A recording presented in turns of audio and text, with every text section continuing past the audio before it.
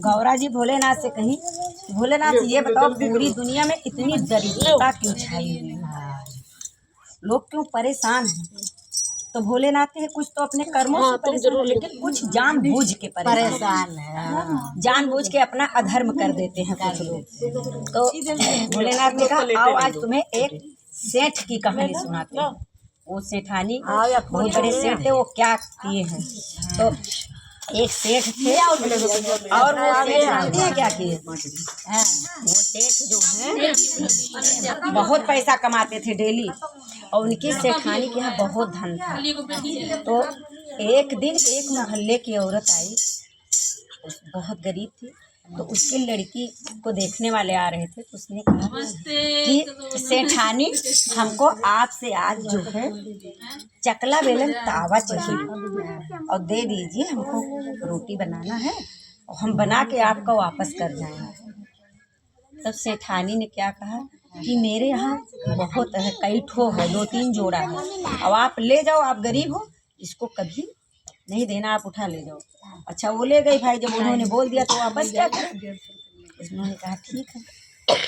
फिर एक औरत आई, उसने कहा कि मैं कहीं जा रही हूँ शादी में और मुझे आपका गहना चाहिए, 1-2 जेवर सेठानी हमको जो है पहनने के लिए दे दो, हम फिर वापस कर देंगे। तो अब सेठ महाजन के जानते हो काफ़ी धन रहा है, वो दयालु थी, वो कहीं कि अच्छा ले जाओ, ले लो, जो है हमारे पास कई हम पहन लेंगे। उन्होंने अपने जेवर और साड़ियाँ सब चीज़ उसको दे दी, एक साड़ी भी दे दी पहनने के लिए, जेवर भी दे दी। अच्छा उसने भी वापस नहीं किया। फिर मोहल्ले का एक लड़का बहुत भूखा था, छोटा बच्चा, और गौधीरिया का समय थी शाम की। तो वो औरत आई तो कही रानी सेठानी हमारा लड़का बहुत रो रहा है, हमको दूध दे दो, दूध जो है पिलाना, हमारा बच्चा बहुत भूखा है। तो उन्होंने कहा कि थोड़ा सा क्या दें? उन्होंने कहा कि लो ज़्यादा उठा ले जाओ, पूरा भगोना उठा के उसको दे दिया। अच्छा भाई वो भी लेके चली गई।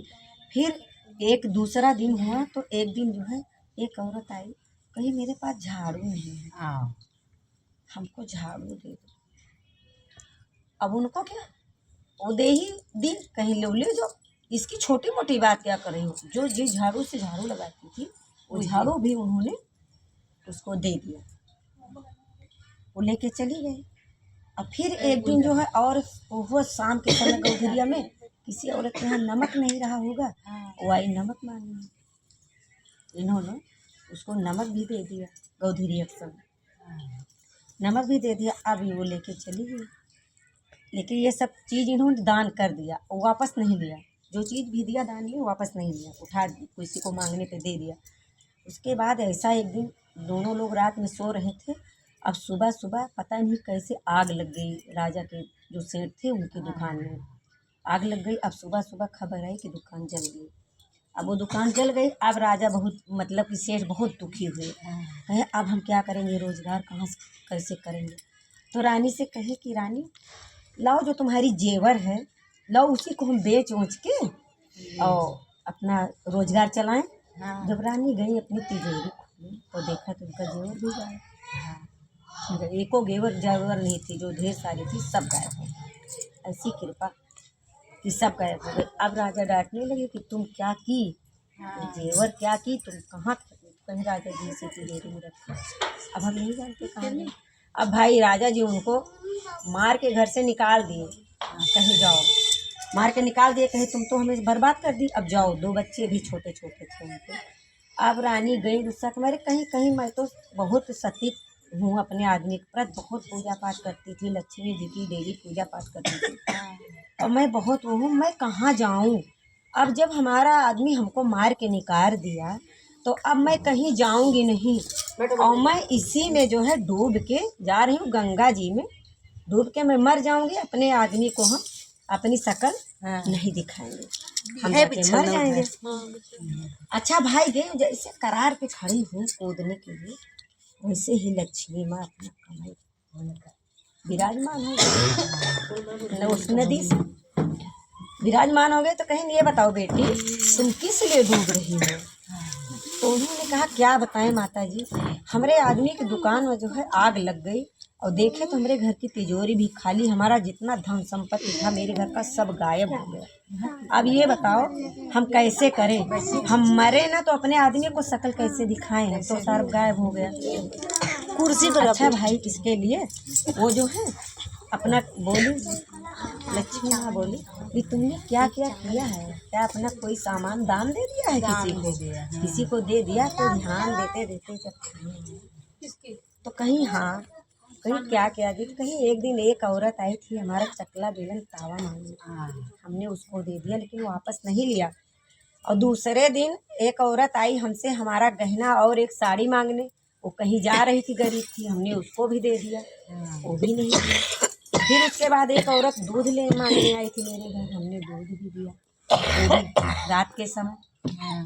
फिर दूसरे दिन एक औरत झाड़ू मांगने आई, मैंने अपनी झाड़ू दे दी। उसके बाद एक दिन एक औरत नमक मांगने आई, मैंने वो भी दे दिया। फिर हमारे राजा की दुकान में आग लग गई, वो भी जल गया। अब राजा हमें मार के निकाल दी, अब हम कहाँ जाए? कहीं इधर उधर भटके से अच्छा हम यहीं कूद के मर जाए। अब हम और कहाँ जावे? कहीं हम जा नहीं सके। लक्ष्मी माँ कहीं कि तुमने बहुत बड़ी गलती की है, इन 5 चीज़ों को कभी भी किसी को देना नहीं चाहिए। अगर दे भी दो तो वापस ले लो, अपना सामान वापस ले लो। और नमक और दूध बिल्कुल प्रदोष काल में कोई भी मांगने आए तो उसको मत दो। झाड़ू यूज नहीं की जाती गोधरी अक्सर में झाड़ू, इसीलिए। और झाड़ू आड़ में रखी जाती है। झाड़ू ऐसी जगह रखो कि किसी बाहरी लोग की दृष्टि ना पड़े, झाड़ू को हमेशा छुपा के रखो। लक्ष्मी माँ कहें तुम मेरी पुजारन हो और तुम्हें बहुत पश्चाताप है इस बात का, इसलिए जाओ, तुम्हारा सब धन वैसे का वैसे है, तुम्हारे आदमी की दुकान भी वैसे है, सब सही कर दिए। जब राजा देखें सब घर में धन भर गया, अब रानी को ढूंढे, रानी कहाँ गई? वो ढूंढे निकले रानी का कि हम तो बहुत गलती कर दी, रानी को मार के निकाल दिया। अब वही लिखते ढूंढत ढूंढत आवत, इधर से रानी घर जा रही थी, मिली रानी पैर पे फाट पड़ी, कहीं राजा हमहू गलती बहुत बड़ी के हैं। और वो भाई सेठ भी बोले कहीं हम भी बहुत गलती किए जो तुम्हें मार के निकाल दिए, और अब हम ये गलती ना करब। और ये 5 चीज़ जौन हम दिए हैं कि अब केहू का कब्बो दिए बना। तो भोलेनाथ कहीं पार्वती से कि यही 5 चीज़ देने से ये देखो सेठानी गरीब हो, और किसी को कहीं 5 चीज़ जो यूज कर रहे हो उसको कभी किसी को नहीं देना चाहिए, ये समझ। इसी पे वो अपने घर रहने लगी। शंकर पार्वती अपना चले गए बिहार करने, घूमने चले गए जंगल में, उनके राजपाट गए।